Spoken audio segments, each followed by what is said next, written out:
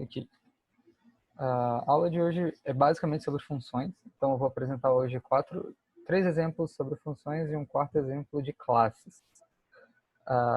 Primeiro, a segunda linha de código, tem a primeira linha, que é o que eu expliquei, para você poder utilizar o Unicode 8. A segunda linha é um input. Eu vou receber e armazenar o valor que o usuário inserir para essa variável chamada palavra roll. Uma coisa que eu quero que vocês também entendam, que a programação não é só fazer código, mas ela também tem uma questão de estilo. As variáveis, você pode dar qualquer nome para uma variável, qualquer nome válido. Só que é interessante que o nome da variável tenha algum valor, o que faça sentido. Nesse caso eu usei palavra roll. Roll, para quem não sabe, significa rústico, né? Ou não trabalhado, ou aquilo que não foi trabalhado ainda. Esqueci, agora me fugiu a palavra. Mas significa que a minha palavra é uma palavra bruta, vamos dizer assim, e eu vou trabalhar ela nessa função chamada remove letra. Qual é a ideia desse código? O usuário vai entrar com a palavra e ele vai escolher uma letra que esteja nessa palavra, óbvio, para retirar da palavra uma letra ou um conjunto de letras. No caso aqui, essa função chamada remove letra, a função é definida como def, o nome da função, e entre parênteses os argumentos. O primeiro argumento é a palavra, o segundo argumento é a letra. Esses argumentos aqui são variáveis que são utilizadas dentro da função, não tem necessariamente uma ligação com as variáveis que foram declaradas antes. Então, a nossa função remove letra, ela tem dois parâmetros, né? Dois argumentos, que é a palavra e a letra. A primeira linha, ela vai armazenar o número de letras dessa palavra. Armazenar o número de letras que você escolheu. Então, por exemplo, imagina a palavra oi. E se você quiser, oi tem, por exemplo, e você quiser retirar o i, no oi tem só um i. Então ela vai contar o número de letras que você vai retirar. Basicamente é isso. A segunda parte é um print. É um print bem formatado. Outra coisa que vocês têm que saber é que existe um limite de caracteres no Python. Não é um limite de caracteres de fato, eu poderia simplesmente fazer essa linha grandona aqui, por exemplo. Usar uma linha única, se eu quisesse. Aqui. Mas ela não é, esteticamente adequada, e segundo, ela não respeita as boas práticas da programação. No Python existe a PEP8. Ela é um guia de como você deve escrever. A programação tem estilo. E é interessante que você respeite o estilo para que seja mais fácil de você ler o código e para que outras pessoas, caso outras pessoas tenham acesso ao seu código, leiam. Não só é interessante para outras pessoas, mas como para você entender o que está acontecendo. Então, é mais interessante que você mantenha um estilo com no máximo, a coluna máxima, se não me engano, é 70. Então aqui vocês podem ver que a linha 10 e a coluna 69. A segunda coisa que vocês têm que prestar atenção é a indentação, né? Então, a indentação do Python sempre são 4 espaços. A função ela tem indentação, então tudo que tiver dentro da indentação faz parte da função. E se eu quiser, aqui eu separei a função da minha última linha, mas eu poderia simplesmente deixar assim também. Continuando no meu print, eu vou fazer o seguinte. O que tem dentro do meu print?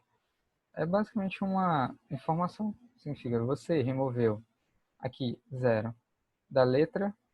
Esse caractere é um caractere especial, /n, que significa quebra de linha. Existem alguns caracteres especiais que você usa com a barra invertida, como por exemplo /n, quando você quer quebrar linha, /t, quando você quer dar um espaço. Existe /r também e existe alguns outros. Mas assim, que eu me lembre, o /n ele é muito utilizado, o /t e o /r também. e quando você utiliza no Windows. Windows ele costuma usar o barra R. Mas isso é uma coisa mais de formatação da string, não tem a ver com a língua em si. É uma coisa que é geralmente padrão de várias línguas de programação. No C também é assim, eu acho que Java também é. Então, eu tenho essa minha string aqui, e vocês podem perceber que o que está em colchete está em azul. No caso, eu estou usando a extensão de Python para o VS Code, e eu uso o PyLint, que ele é um pacote de Python, um módulo de Python que deixa as coisas coloridas, é interessante, porque ele mostra argumentos. Eu usei aqui entre colchetes 0, 1 e 2 e ponto format. O que esse ponto format faz? Ele é uma função, melhor dizendo, ele é um método, é uma coisa que é uma adição que eu posso fazer à aula de ontem, é que a Bia chamou essas funções como, por exemplo, aqui imagina que tem uma string a igual a oi. Eu, por exemplo, vou botar a.up. Isso aqui, ele é sim uma função, de fato, mas tecnicamente o nome é método. Por que método? Eu vou explicar um pouco mais na frente, mas para vocês tem que entender que métodos são funções que são exclusivas de classes. A é uma string. Então, esse método, que é uma função de strings, ou de qualquer string. Format é uma função, é um método, que é aplicável apenas a strings. Você formata uma string de uma forma qualquer. No caso aqui eu usei formatação manual. Então, aqui tem o format 0, 1 e 2. Esse aqui são os índices. Então, o 0 é esse, primeiro é a letra, o segundo é a palavra e o terceiro, né, o 2 é o número de letras. Depois que ele mostra esse prompt, né, esse comando, essa frase para o usuário, ele vai fazer um strip. O que esse strip faz? O strip ele retira todas as letras, né, todas essas letras que foram inseridas aqui na palavra, que estão presentes na palavra. Ele também é um método exclusivo para strings. E depois eu retornei uma nova palavra. O que eu fiz? Eu fiz o strip e armazenei nessa nova variável chamada nova palavra. E aqui eu retornei essa nova palavra. O return ele é um statement, é um comando que retorna alguma coisa. Para quem já estudou matemática, né, no sentido já estudou cálculo na faculdade, eu não sei se todo mundo fez cálculo, mas funções, quando a gente tem na matemática, elas têm uma entrada e elas têm uma saída. No caso aqui, as minhas entradas são a palavra e a letra. E a saída dela é essa nova palavra, que é uma palavra, é a nossa palavra antiga, sem a letra que foi inserida pelo usuário. No final, ele vai apresentar o resultado. Esse print aqui é para vocês verem que eu tenho o nosso resultado, vírgula. Então, ele vai concatenar o resultado com o retorno da nossa função removeLetra com a palavra como argumento, a palavra raw e a letra que foi inserida pelo usuário. Eu vou dar run aqui para vocês verem, para você executar um código em Python no VS Code. É só apertar nesse botãozinho verde se você tiver instalado a extensão, deixa eu mostrar aqui para vocês, a extensão de Python, essa extensão aqui, da Microsoft, da própria Microsoft. Eita, quebrou meu, nossa, quebrou meu VS Code. E só esperar o VS Code abrir aqui agora. Meu Deus.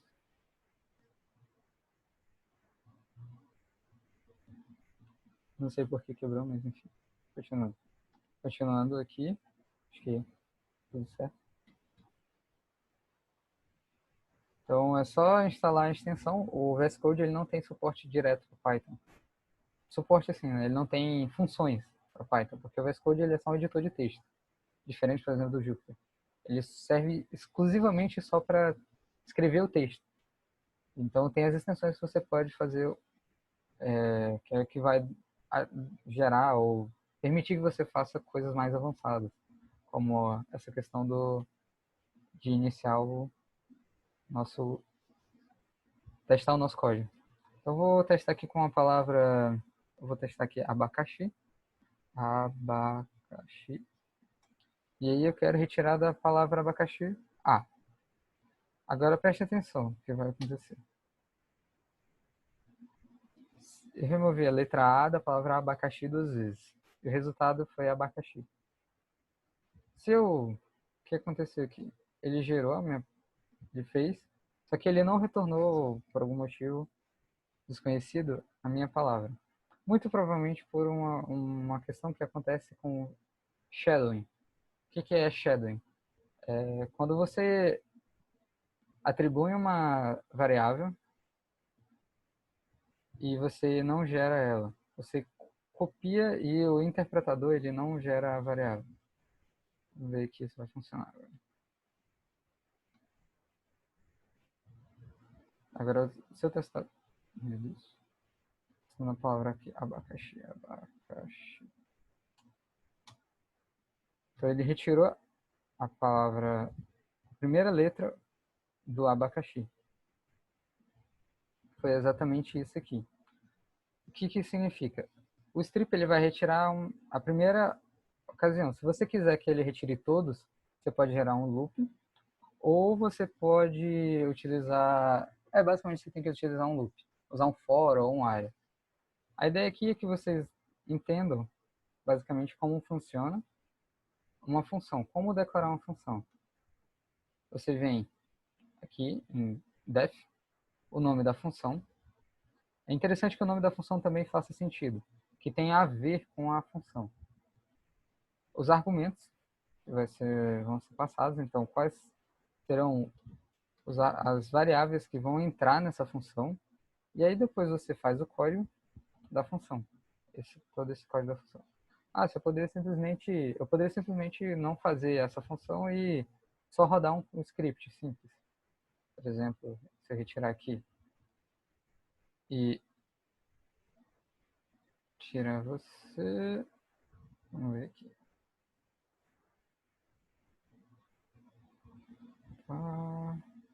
Aqui é um comentário, significa que ele não vai executar essa linha. Está tudo certo. Palavra, agora eu tenho que mudar aqui. Palavra roll, palavra roll, de nova palavra. Ele vai executar exatamente a mesma coisa. Isso. Ele vai fazer exatamente o mesmo resultado. Aqui, ó. Abacaxi, abacaxi. Porém, porque eu vou... Então, eu poderia simplesmente só usar o mesmo código. Só que a vantagem de usar funções é que eu posso reutilizar isso aqui várias vezes. Então, imagina que eu fiz aqui a nova palavra. Tem a nossa nova palavra aqui. Que eu vou chamar aqui de retorno. Eu posso reutilizar esse mesmo código sem ter que utilizá-lo novamente. Posso fazer retorno igual a remove letra. E ao invés de usar a palavra how, eu vou usar retorno. O que eu fiz aqui? Eu peguei o resultado dessa função e armazenei nessa variável chamada retorno. Eu executei novamente essa função chamada remove letra, agora com a palavra retorno e com a mesma letra. E aí ele vai sobrescrever o resultado na variável retorno. E aí vocês vão ver que o resultado final é diferente. Eu executei 2 vezes, então ele executou a primeira vez aqui, removeu a letrada, na verdade eu não removi, né? Eu só contei o número de letras, e agora eu executei essa a primeira vez, depois executei essa uma segunda vez. Uma coisa que vocês têm que ter noção é que quando vocês forem trabalhar, por exemplo, com métodos, tem lá o state. É interessante que vocês vejam o que eles fazem. Por exemplo, aqui, nós temos strings e aqui na Python, doc, ele vai dizer todos os métodos, ou seja, as funções que são aplicadas às strings. Tem o método capitalize, que ele vai tornar a primeira letra maiúscula, case fold, center, count, code, para quando vocês usam JSON ou outras formas de codificação, ou quando está em forma de bytes. Span tabs, find. Essa aqui ele vai encontrar a primeira letra. O format, que é exatamente aquela função, é exatamente essa função aqui. O index. Existem algumas outras que são interessantes, por exemplo, isanum. Ele vai verificar se a tua string é um número, ele vai retornar true se for e false se não for. Então ele vai retornar se é um decimal ou se é um dígito. Isa-alpha, que significa se ele é uma letra do alfabeto. Is-ASCII, que significa se ela está contida no código ASCII, se é um decimal, se é um dígito, se é um identificador, que é para keywords. Slower, que é para ela é toda minúscula. E aqui tem uma série de métodos que vocês podem utilizar para os modificadores. Aqui tem o nosso split, né, que ele basicamente vai fazer e separar. E o strip, ele vai retirar o caractere, ou aquele caractere que foi apresentado. Vamos ver aqui outra coisa mais. Acho que tem vários outros. Title, translate, up, fill, e aí aqui embaixo são coisas mais relacionadas à compatibilidade com C. Então a ideia é essa. Quando você fizer uma função, ela serve basicamente como um texto, um código, um pedaço de código que você pode reutilizar várias vezes. O próximo exemplo, né, que eu vou mostrar para vocês, ele não tem uma função, mas ele tem uma coisa que é importante, que é um import. Geralmente, quando você vai trabalhar com scripts, né, ou programas, você geralmente vai utilizar bibliotecas externas. São coisas que não estão diretamente no Python. O math, ele faz parte da instalação de Python. Então, quando você instala o Python, essa biblioteca já está presente. Porém, ela não está no núcleo do Python. Isso significa que quando você quiser utilizar funções ou métodos do math, do módulo, né? No caso aqui é um módulo, então são funções, do módulo math, que é um módulo de matemática, então você vai precisar importá-lo. Você vai fazer aqui um import math. Vou mostrar aqui para vocês tem aqui embaixo.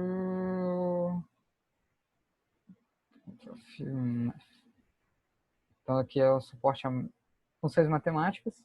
Tem também para funções complexas, decimais, frações, números pseudo-randômicos e para estatísticos. Essas funções aqui são bem básicas, então não esperem nada muito absurdo. Geralmente, se você quiser realmente trabalhar com coisas matemáticas de fato, cálculo, é interessante usar o NumPy. Mas assim, dá para fazer algumas coisas interessantes. Então aqui tem algumas funções que são funções que estão presentes nesse módulo. Então, vocês podem aqui entrar na biblioteca e ver mais ou menos as funções, o que elas fazem. Só mais ou menos só para mostrar mesmo para vocês aqui. Voltando aqui para o nosso programa, o que ele faz? Esse programa aqui ele calcula em função do valor do financiamento, do tempo em meses e de um valor de proposta ou a taxa de juros de um financiamento.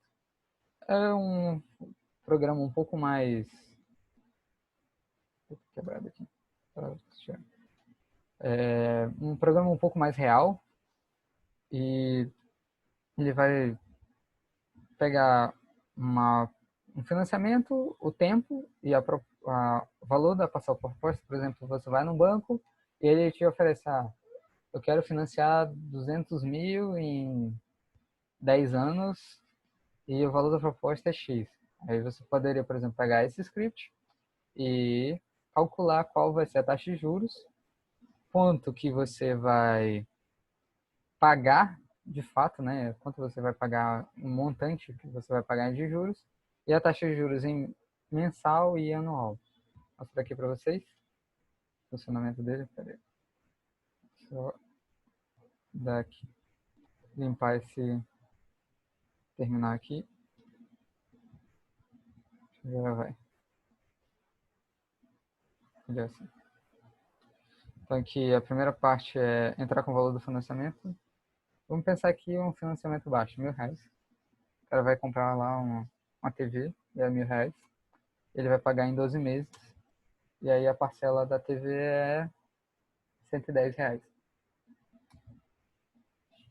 Você pagou no financiamento R$ 1.000 no período de 12 meses. Então o financiador, né, sei lá, o banco ou a loja, ofereceu uma parcela de R$ 10. R$ 110 é o que acarreta.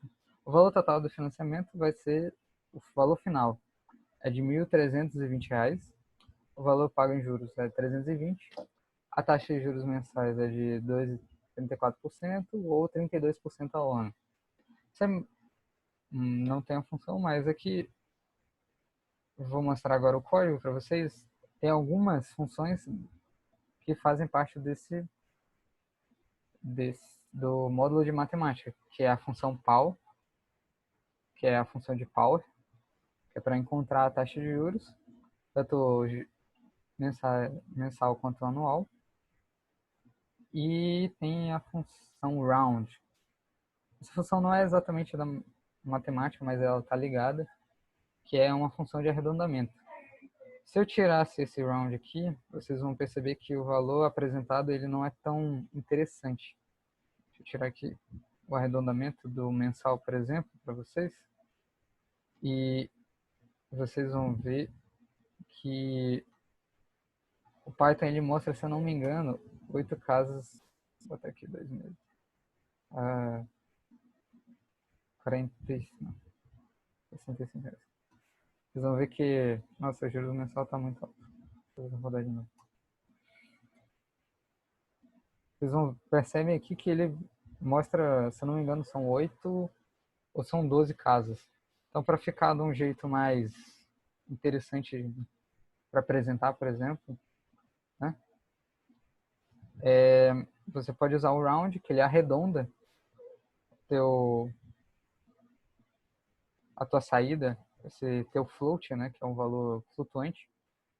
O float, ele é para quem nunca viu, ele não é exatamente um número que a gente poderia chamar de quebrado, né, um número decimal. No Python, especificamente, ele tem as duas opções. Você poderia, em tese, trabalhar só com decimais, só que geralmente a gente trabalha com float. O float ele é um número flutuante e ele é utilizado para representar números decimais. Ele não é necessariamente um número decimal. Você pode usar por exemplo, aqui, ó, eu vou usar um interpretador em Python, de Python para vocês verem.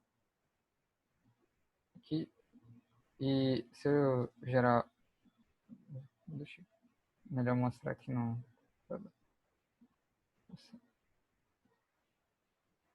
Python. No Windows, se vocês têm o Python instalado, é Py. Como eu estou usando, é só PY. Como eu estou usando, aqui eu estou usando Fedora, é Linux, então eu uso o comando Python. No macOS também é Python.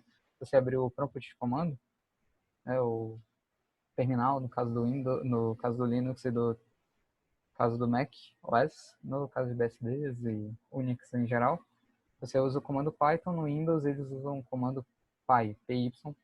Eu não sei porquê, é assim, antigamente, eu lembro que no Python 3.4 era Python também, mas por algum motivo eles quiseram mudar isso. Então, só para mostrar para vocês o float, igual a 1.0. O A, ele é o número 1, mas ele é, se eu der um type aqui, ele é um tipo float, da classe float. Então, por mais que eu possa representar números inteiros ou números decimais, o float ele é uma forma de representá-los, é uma forma, tem toda uma engenharia por trás de você poder representar eles. Mas como a ideia não é ser muito técnico aqui, eu vou só apresentar para vocês essa forma de importação. Você utiliza o comando import, e aí você importa algum módulo, e todas as funções associadas ao módulo vai ser o nome da função, math, o nome da função aqui, pal, e math. Outra forma de importar é, por exemplo, se eu quiser importar só a função pal, eu posso usar from math import pal. Então eu poderia simplesmente usar pal aqui, e aí vai dar exatamente no mesmo. E,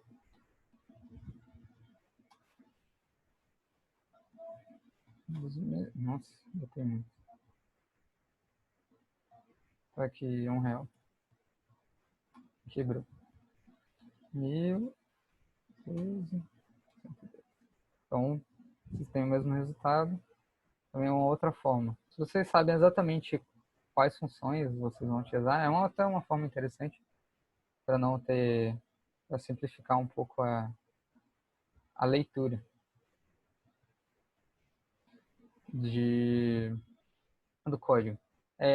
Quando você escreve um código, é interessante que vocês simplifiquem o máximo possível, porque ajuda na leitura e ajuda também quando vocês forem reler o código. Eu vou disponibilizar esses códigos aqui hoje à noite ou mais tardar amanhã no meu GitHub. Eu vou passar o GitHub para vocês e vocês podem tanto testar ou modificar e fazer melhorias ou correções, por exemplo, nesse código aqui ou no outro. Agora, o próximo exemplo, ele é um exemplo mais completo.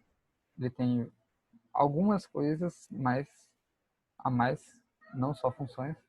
Ele tem documentação. No Python você pode documentar usando aspas triplas também. Além da cerquilha, né, da hashtag, você pode documentar utilizando aspas triplas. E é uma boa prática que você documente o seu código. Aqui eu tenho o título do código, por exemplo, aqui, ó. Exemplo 3 da aula do mini curso de Python. Uma breve descrição, que neste arquivo estão presentes duas funções que serão utilizadas durante a aula. E aqui o autor. Eu usei 2 pontos, o autor, porque você pode utilizar, existe um programa, né, chamado Sphinx, que você pode gerar documentações em PDF direto do código. Então você escreve a documentação no código e aí você roda o Sphinx, ele já gera automaticamente a documentação. É interessante caso vocês forem trabalhar com desenvolvimento de Python. Aqui vocês veem o nosso from, né, para importar. Eu vou importar do datetime, que é um módulo que trabalha com datas e tempo. Existem vários módulos para tempo no Python. Existe o datetime, que é para datas e horários, com dias da semana, horários e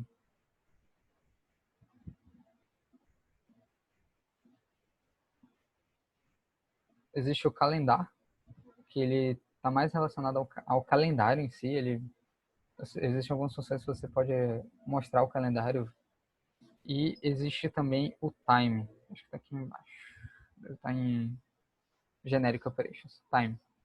Quem já trabalhou com C ou quem já viu C conhece time. Ele não exatamente, mas é bem parecido com o time do C. E ele trabalha com o tempo em segundos, enquanto que o datetime ele apresenta de uma forma um pouco mais interessante. ele tem um objeto chamado datetime, ou time delta. Esse time delta significa diferença de tempo. Ele armazena uma diferença de tempo. E o datetime ele armazena um tempo especificamente. Existe também o date, que armazena apenas data. E existe o time, que armazena apenas tempo, apenas um horário. Então vamos aqui a primeira função e vocês podem ver que tem uma setinha apontando aqui um none. Isso aqui é um type hint. Também faz parte de documentação. E essa setinha apontando o none significa que essa função aqui, chamada data do dia, ela retorna none. Nossa função aqui, essa função aqui, eu poderia botar, por exemplo, um type hint e dizer que ela retorna uma string. E aí seria quem pegasse o código saberia que, só de olhar o cabeçalho, saberia que ela retorna uma string. No caso aqui, ela retorna none. None é nada, ou vazio, ou nulo. Então significa que ela não retorna nada. Embaixo aqui tem um breve comentário sobre a função, que é essa função mostra o dia de hoje. E essa função basicamente ela mostra para o usuário a data de hoje com o time. O datetime ele é um objeto, então ele não é legível para o usuário. Para eu tornar ele legível, eu uso o time, que é um outro método. Então você vem aqui que eu tenho o datetime, e aí eu chamo o now, e aí depois eu chamo o time. Seria a mesma coisa, eu poderia chamar o datetime now, armazenar uma variável, e depois fazer o time dessa variável. Seria uma forma. Outra forma é utilizar os comandos aqui concatenados. Você pode fazer isso e é ok. Então, o strip time aqui eu tenho o dia, que é o mês, e o ano. Isso aqui é a forma de você utilizar o strip time. Vocês podem também abrir aqui o datetime e ele vai mostrar algumas formas de strip time. Deixa eu ver se eu acho. Então aqui tem algumas formas como alguns códigos vocês podem utilizar. Dia da semana, hora, tanto na hora no formato de 24 horas como 12 horas, minutos, segundos, microsegundos, número da semana,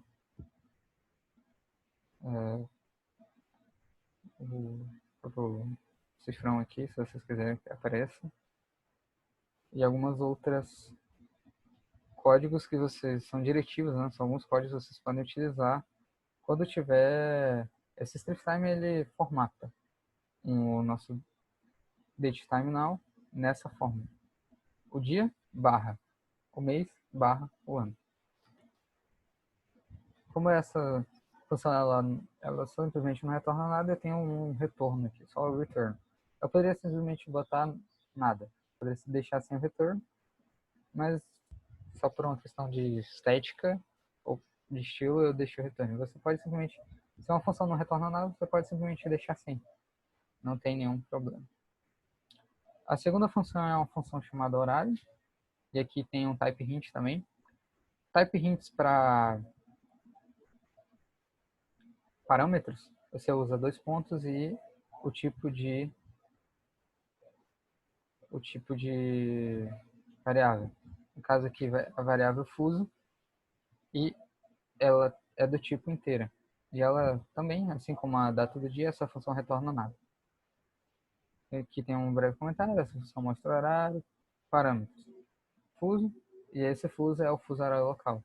Então você pode também na documentação dizer quais são os parâmetros, o que eles significam, o que eles são, e também pode até, no caso de funções que tenham retorno, que eles retornem alguma coisa, vocês também podem utilizar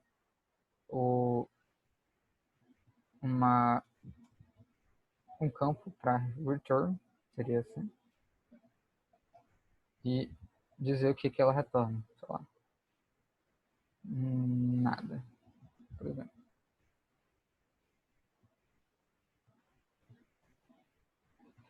Então, o que que essa função horário faz? Ela é diferente. Por exemplo, aqui tem o now. O now ele vai pegar o horário do computador, exatamente o data e o horário do computador. O TC now ele vai pegar o horário GMT, que é o horário em relação a Greenwich ou horário universal. Agora é chamado de horário universal. Eu não tenho certeza agora, mas no Windows eu acho que esse comando ele não funciona, porque no Windows ele armazena só o horário local. Ele não armazena o fuso horário. Os sistemas POSIX, né, que é Linux e macOS, eles armazenam o horário real e eles apresentam para o usuário com o fuso horário. Então é um pouco diferente. Eu não tenho certeza disso. Agora vou até olhar aqui. Se eu não me engano, o UTC ele faz isso. Vocês podem testar no código de vocês no Windows. Também é uma forma UTC now. Aqui. Because the name... Não, aqui. Ele diz que provavelmente que parece que não tem nenhuma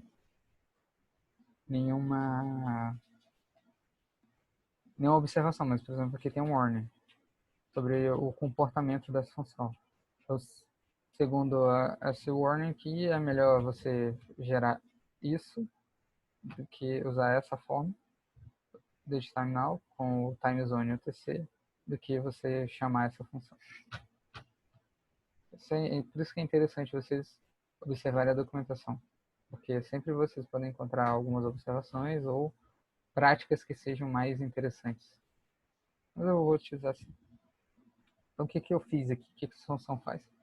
Ela vai pegar o fuso horário, o tempo em UTC, e vai subtrair do horário o fuso. No caso somar, né?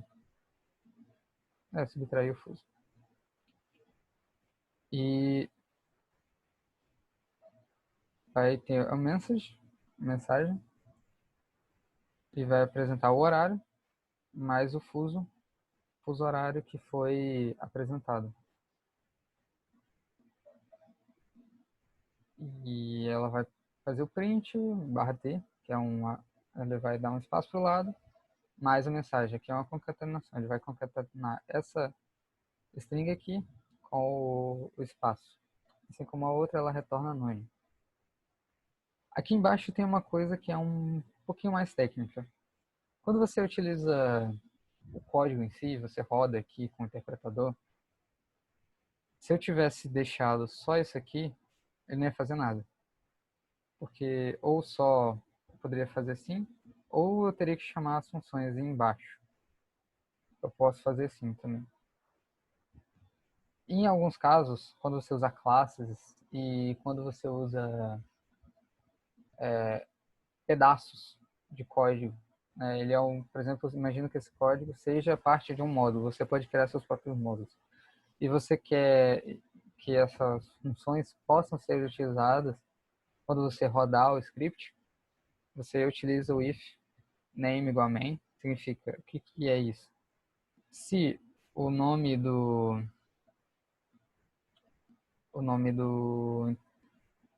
da thread que vai executar, a thread é o processo. Se o nome do processo que vai executar esse script, esse código, é um processo principal, então ele vai executar print, data atual, ele vai fazer data do dia, o horário menos 5. Por quê? O que acontece é, se eu quisesse só deixar as funções, é possível. Eu posso simplesmente criar um script com funções. Eu poderia criar esse script com essas funções e utilizar, por exemplo, nesse script aqui, ou nesse script, e não teria essa parte, só teria as funções. Eu posso criar scripts simplesmente com funções e utilizar elas em outros códigos. É uma das vantagens de você, por exemplo, criar funções. É reutilizar esses pedaços de código. Com esse if name igual a main, não é obrigado você ter, porque no exemplo 1 aqui eu tenho a função e eu só chamo ela. É só mais para vocês conhecerem ele, vocês vão ver eles em códigos mais complexos, em códigos que têm classes envolvidas e códigos também de interfaces gráficas. Se vocês tiverem a oportunidade de ver esse tipo de código, com Qt utiliza muito esse tipo. Eu sempre todo código em Qt, que é uma interface, uma forma de interface gráfica, é um framework. Vocês vão ver essa if name igual a main. E aqui ele vai fazer o print, data atual, data do dia, e ele vai chamar a função data do dia e depois a função horário. Vou executar aqui para vocês verem. Então, essa é só uma... Vou fazer uma correção aqui. Que é mais. Agora tá certo. Agora tá correto. Porque estava subtraindo o delta. Então ele vai... Aquele código todo só para... A data de hoje é 22/7/2020 e agora são 19 horas e 52 minutos no fuso horário -5, que é o nosso fuso horário aqui em relação a Greenwich, ou a linha universal. É Greenwich, não importa. O próximo exemplo, não sei se vocês têm dúvidas, se vocês tiverem dúvidas podem dizer. Não sei se eu estou indo muito rápido ou muito devagar. Vocês podem me dizer como que, se vocês estão entendendo tudo certinho. Vou deixar aqui. O segundo exemplo é um exemplo bem mais completo, ele é um pouco maior, e tem a ver com classes, e tem a ver com... Ele também tem algumas outras coisas, como dicionários, mas eu vou mostrar para vocês. Primeiro, classe. O que é uma classe? Uma função é basicamente... Ele entra, tem uma entrada, tem uma saída, e é um trecho de código que executa alguma coisa. Uma classe, ele já é diferente. Cria aqui classe aluno, e uma classe é um conjunto de objetos que tem atributos semelhantes.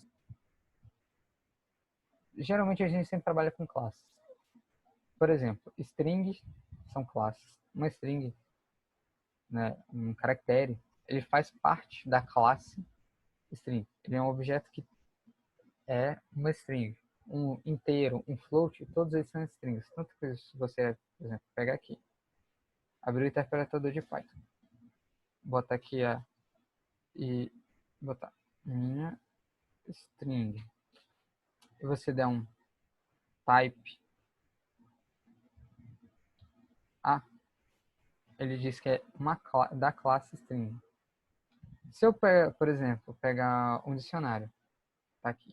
Isso aqui, para quem não sabe, é um dicionário. O que é um dicionário? Ele é uma forma de mapear variáveis. Você cria uma keyword, ou seja, uma palavra-chave, e um valor. É parecido com listas, só que uma lista ela tem um índice e tem um objeto, uma variável lá. Pode ser uma lista, pode ser um string, pode ser um número, você pode ter listas dentro de listas, não tem nenhum problema. Você pode ter dicionário dentro de listas, não tem nenhum problema. Ok. O dicionário você pode utilizar palavras-chave para armazenar alguma informação. Então agora, continuando aqui a parte de classe. Eu tenho a minha classe aluno e eu defini a função init. O que é essa função init? Ela é uma função que inicializa um objeto. Esse objeto vai ter o self, que é ele mesmo, e o nome. Então ele vai receber o nome. Toda vez que eu inicializar um objeto da classe aluno, eu vou ter que dar um nome para ela. E esse nome vai ser o self.nome, ou seja, o nome dela, e ela vai ter atributos, por exemplo, triste, cansado, e, por exemplo, o curso, engenharia elétrica. Essa classe tem alguns métodos, que são basicamente funções, se define exatamente como funções, que basicamente são funções, e são métodos associados a essa classe, que é o período e, por exemplo, apresentar atributos. Aqui tem o período 7, eu vou mostrar ela rodando aqui para vocês, depois eu explico exatamente o que cada método faz. Aqui. Existe o Frank Milkshakson. É um aluno, quem já estudou com o professor Eliezer sabe, vai entender por que do Milkshakson. Milkshakson é um aluno que está cansado e triste, e Frank está motivado e feliz. Milkshakson faz engenharia elétrica e por isso ele está triste. E faz engenharia elétrica e vai provavelmente concordar com a brincadeira. Tem o período.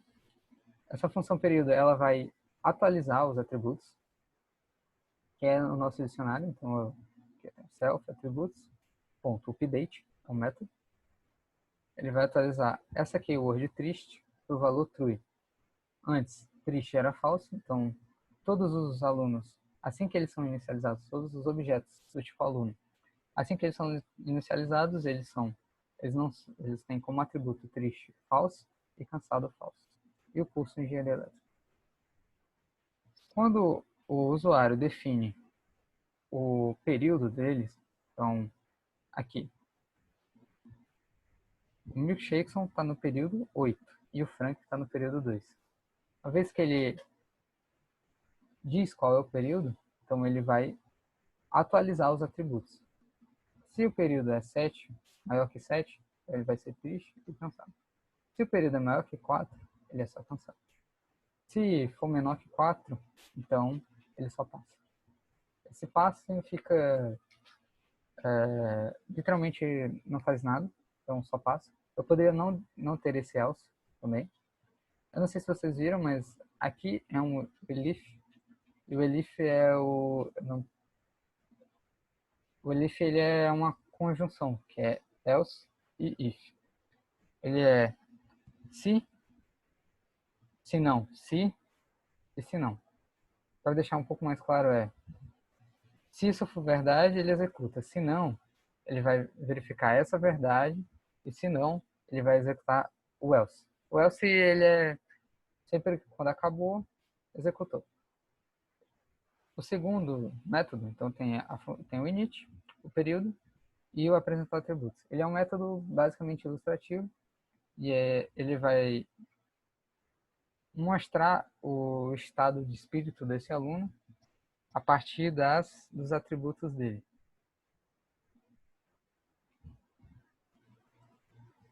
Então, eu tenho esse atributo chamado cansado, eu tenho essa... Eu esqueci o nome. Atributo mesmo. Atributo chamado cansado é o atributo da classe em si, especificamente. E o atributo triste. Então, eles são inicializados como motivado e feliz. E eles são atualizados dependendo dos atributos que estão relacionados ao usuário. Né? E aí, ele constrói, depois que ele faz o if, o elif. Aí, dentro desse elif, ele tem o if else.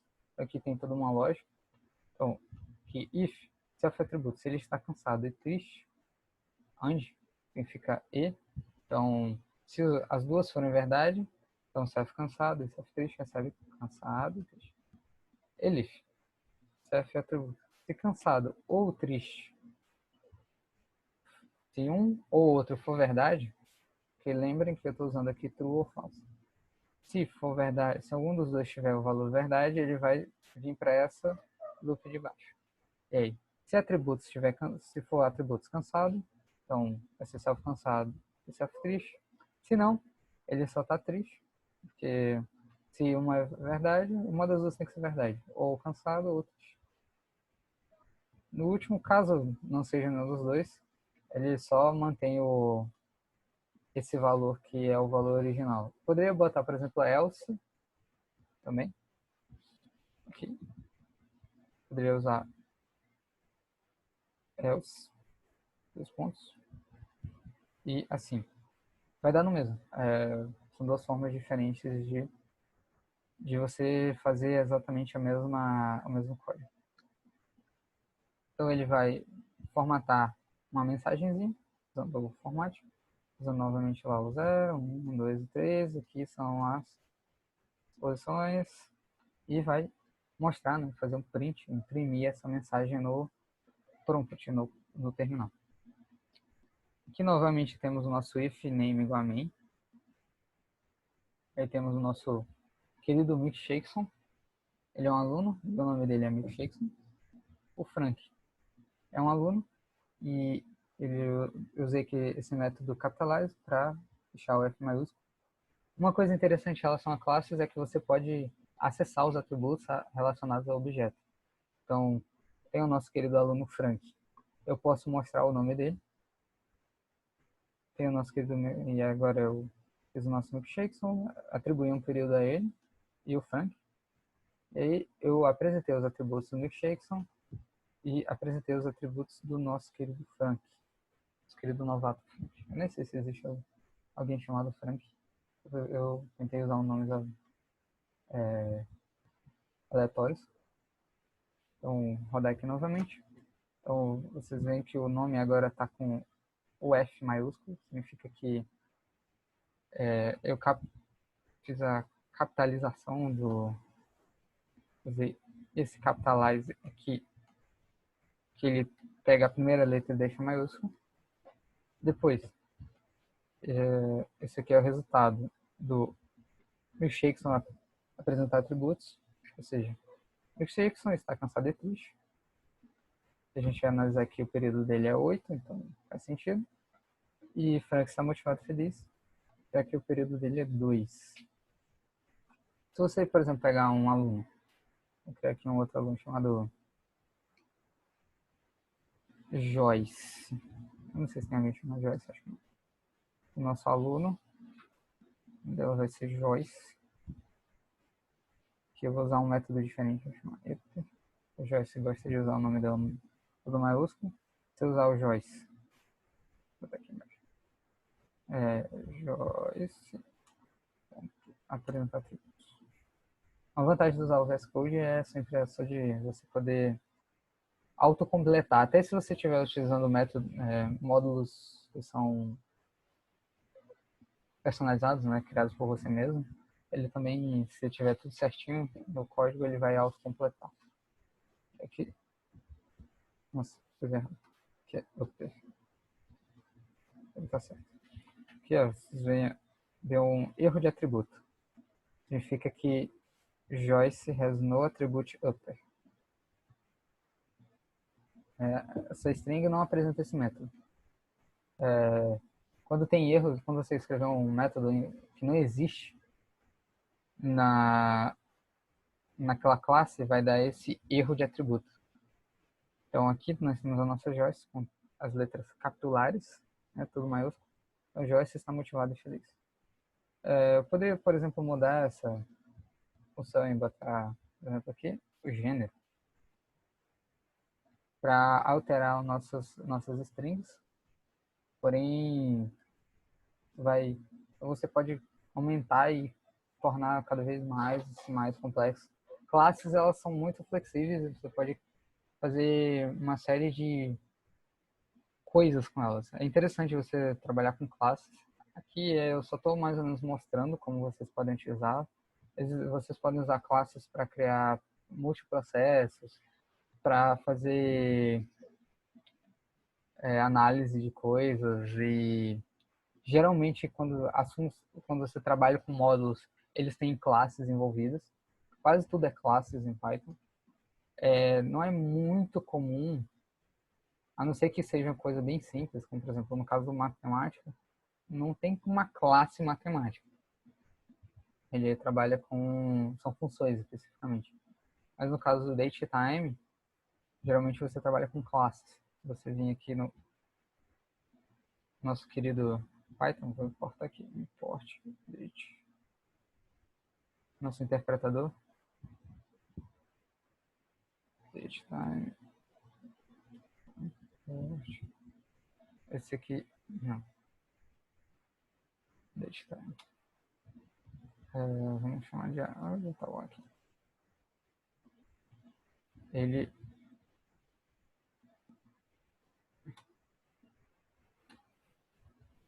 Ele vai... O DateTime, ele é um objeto com essa característica. Se eu der um type aqui, ele é da classe DateTime. Assim, a maior parte das coisas são classes. Quase tudo são classes. Eu acho que dicionário também é uma classe, com quase certeza. Dicionários também são classes. Então, assim, no Python é muito baseado em classes de objetos. Os objetos são coisas que pertencem a classes. E eu recomendo vocês deem uma olhada aqui na documentação do Python. Tem muitos módulos. Tem diversos módulos para várias funções. Os módulos desde matemática, I/O, que é para escrever, por exemplo, deixa eu mostrar aqui para vocês. Escrever, cadê? Tá aqui em cima. SSL, coisas de conexão, módulos de multiprocesso, de subprocessos, de fila, de erro, de I/O, que é para escrever em arquivos, de tempo OS, são algumas funções relacionadas ao sistema operacional, módulo de login, que é para login. O login serve para você, imagina que você está fazendo, compilar o código, aí você quer saber o que está acontecendo no código que ele está lá rodando, só 2 dias, 3 dias. Ele é feito para rodar 24 horas, 24/7, você não pode travar o código. Então, o login ele serve para você armazenar informações que estão acontecendo durante a execução do código. Você tem código, você tem coisas para compressão, ele tem acesso a CSV nativamente, né? Essas aqui são funções que são nativas do Python, que vem junto, quando você instala o Python, todos esses módulos aqui estão à disposição de vocês, junto com os built-in types, né, que são os tipos que são incluídos, que é int, float, complex, lista, tuple, range, string. Existem outros como byte array e memory view. Esses são comuns quando você trabalha com internet. Geralmente, quando você recebe um valor, ele não está em nenhum deles. Geralmente vai vir na forma de byte. É uma forma, vamos dizer assim, genérica de armazenar a memória. Existe o set types, que é parecido com o dicionário, e alguns outros sistemas especiais. Uma coisa que eu vou mostrar aqui para vocês são essas exceções. O que são exceções? Deixa eu ver se vai abrir aqui. Deixa eu criar uma exceção aqui, quebrar aqui alguma coisa. Vou botar aqui, rodar aqui e gerar uma exceção. Por exemplo, isso aqui é uma exceção, ele é um erro, na verdade. É um erro, geralmente são consideradas exceções. Exceções são tudo aquilo que não está de acordo com o funcionamento. Essa exceção aqui foi o erro de atributo. NoneType, objeto.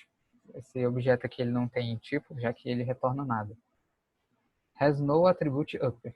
Significa que esse método aqui não faz parte da classe dos none, né? Da classe dos nulls. Você poderia, por exemplo, tratar exceções usando uma condicional que é um pouco especial, chamado try. Por exemplo, upper. E aqui usar o except. Vamos usar aqui attribute erro. E aí, data do dia, normal. E aí, gerou certinho. Gerou 2 vezes, mas enfim. Gerou certinho o valor. Né? do atributo, como ele quebrou depois da finalização desse retorno aqui, ele apresentou 2 vezes. O que ele fez? Para vocês entenderem exatamente o que aconteceu. Ele executou todo o data do dia. Ele executou essa linha aqui, que não faz nada, é só um comentário. Ele executou esse print. Quando chegou no retorno, ele retornou nada. Quando retornou nada, ele quebrou. Então, ele quebrou aqui. Como a quebra é só no final, é quando já a função foi finalizada, que é quando aconteceu essa exceção, exatamente aqui, ó. A exceção aconteceu na linha 34. Linha 34, exceção linha 34 do modo de essa exceção aqui. Aconteceu aqui. Ela aconteceu lá. Como acontece na última linha da nossa função, não importa muito. Ela já executou e quando acontecer a exceção, essa exceção vai ser capturada e vai executar novamente. Eu posso só botar por exemplo, class aqui. E aí ele vai só funcionar novamente. Se eu botar outra exceção, por exemplo, vou botar aqui um outro tipo de exceção. Acho que é Eventualment Error. É um outro tipo de exceção. Ele vai aparecer novamente. Por quê? Porque o erro que aparece aqui não está relacionado a essa exceção. É uma exceção de I/O. Sim, uma exceção de atributo. Attribute erro. Tá certo. Está errado. Dois T aqui. Atribute erro. O tratamento de exceções é muito interessante, porque você pode evitar que o usuário quebre o seu programa. Ele é não só o usuário, mas que coisas que são imprevistas, você meio que prevê, né? Que você sabe o que vai acontecer. Mas são coisas que são imprevistas, você pode tentar consertar elas. Mesmo, por exemplo, em exceções, você pode gerar exceções. Imagina você pode ter exceções dentro de exceções. Ele, aqui, ó, por exemplo, foi lá, quebrou aqui. E aí, durante o handling, durante o tratamento dessa exceção, outra exceção aconteceu. Pode acontecer. Então, você pode ter tratamento de exceções em exceções. Caso você tenha um código muito esdrúxulo, ou que tenha muitas variáveis, muitas... Se você tem uma classe com muitos métodos ou muitos atributos, então, esse tratamento de exceções é bastante interessante para vocês poderem tornar o código o mais completo possível, o menos inquebrável possível. Não só isso. Às vezes o Python ele é uma língua, ele tem seus defeitos e suas características. Se eu pegasse aqui nesse código, que é o nosso código lá do financiamento, e eu botar aqui 110, aqui acho que não vai dar nenhum problema. Mas,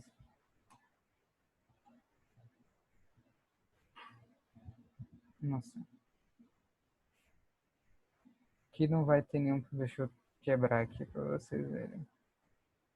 Aqui. Acho que aqui não dá para quebrar fácil, não. Aqui, por exemplo. Que é mais fácil de quebrar. Vou botar a letra. Vou botar o 1 aqui. Eu vou retirar lá. Você removeu a letra? Nossa. Difícil. Deixa eu tentar. Vou quebrar aqui mais fácil. Automaticamente. Imagina que eu tenho um dicionário lá. Nosso dicionário chamado dicionário. E ele tem a palavra-chave olá e tem o valor 1. Se eu pegar e procurar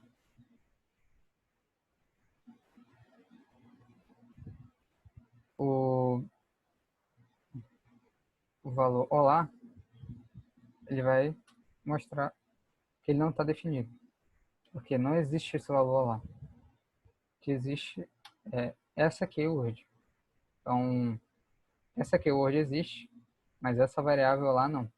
E se eu criasse uma variável lá, um nome, alguma outra coisa, por exemplo, oi, ele também vai gerar o mesmo erro. Ele vai gerar um erro chamado que erro. Significa que essa palavra-chave não está definida no dicionário. Aqui é o name erro, significa que é porque a nossa variável lá não tinha sido definida, mas o erro no dicionário, por exemplo, é esse que erro. Isso pode acontecer quando vocês estão trabalhando com dicionários, é até razoavelmente comum acontecer, e é esse tratamento com... Vocês podem trabalhar com dicionários e às vezes o usuário coloca lá um nome. Ao invés de, por exemplo, ao invés de triste, ele coloca, ao invés de cansado, ele coloca desmotivado, por exemplo. Daria um que erro. E aí você pode tentar, a partir dessa sessão, ver qual foi o erro e ver exatamente e tentar corrigir, por exemplo, o que o usuário colocou. Acho que a aula de hoje é basicamente isso, é mais uma apresentação de funções e das classes. Eu pretendo na aula de amanhã mostrar algumas outras coisas, mostrar códigos, vamos dizer assim, reais.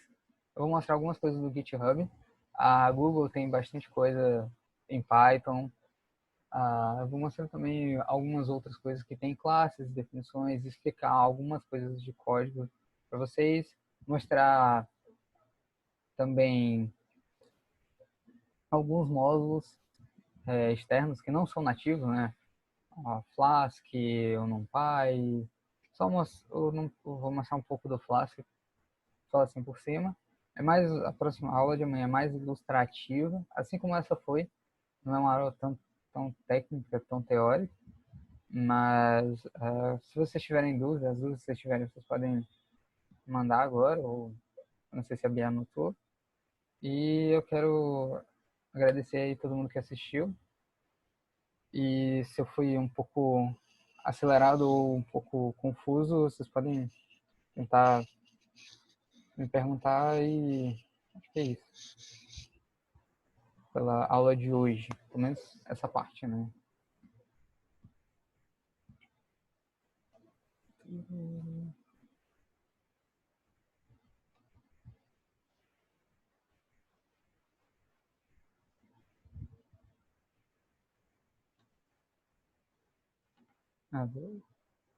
Goleiro Chaves. Milkshakes. É, Milkshakes é nosso querido aluno, né? Deixa eu ver aqui o que vocês estão dizendo, tá? Desse jeito, se você remover a letra, mas... talvez... Eu vou ver, Gustavo. Eu até achei que tinha feito o código certinho aqui, no exemplo 1. Deixa eu ver se eu consigo corrigir ele. Mas eu fiz alguma coisa errada. Eu não sei exatamente o que eu fiz de errado. Aqui. Deixa eu ver aqui. Deixa eu ver exatamente. Aqui, ó. Aqui no PyLint ele mostra. Strip, recebe uma caractere, o profissional e ó, o type hint, que é o string. Deixa eu ver se eu acho. Deixa eu ver se eu consigo corrigir exatamente o erro. Eu não lembro de ter usado muito esse strip, é por isso que cara, no Python tem muitos métodos, Você, como é que se diz? Tem até uma frase, eu acho que até aqui no Standard Library, deixa eu ver se tem aqui, no, que é o Keep This Under Your Pillow. Cara, essa parte da referência é essencial, porque tem muitos métodos e você não lembra tudo. Retorna a cópia.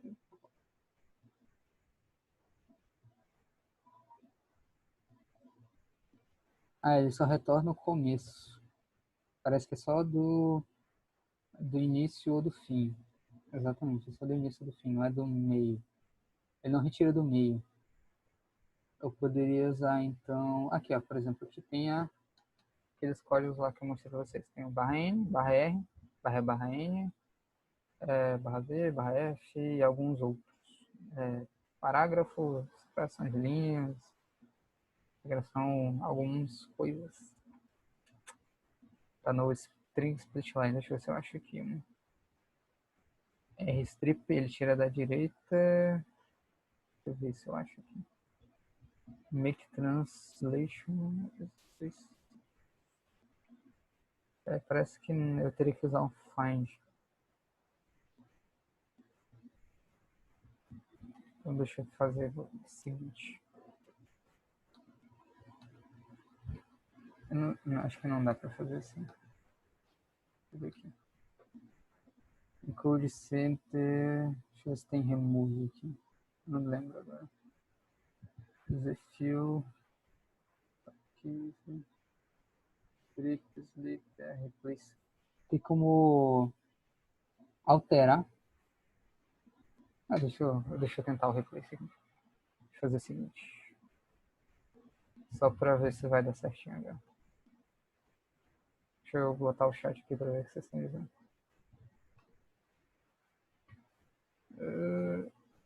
Meu Deus. Deixa eu fazer o seguinte.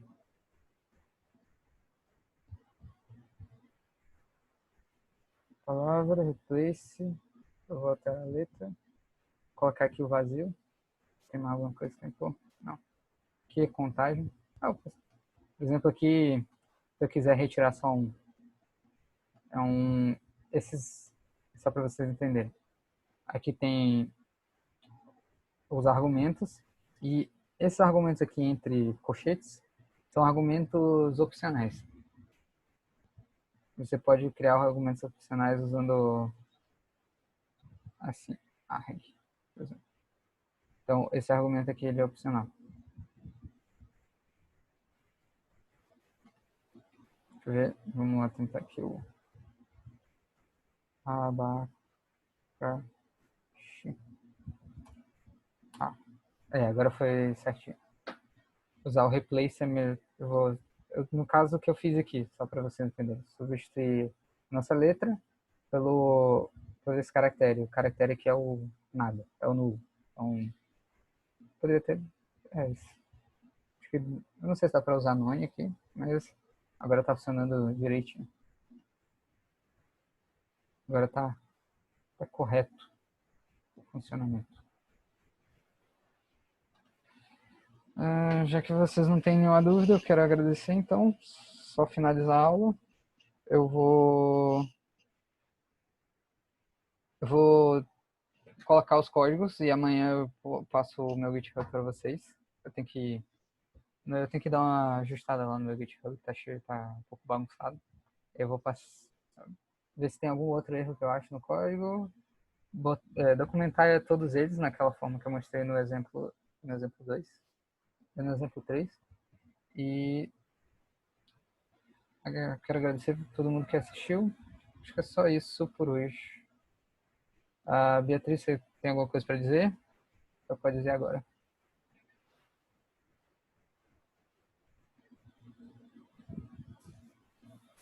Não, tudo certo. Beleza, então... Aqui, stop sharing.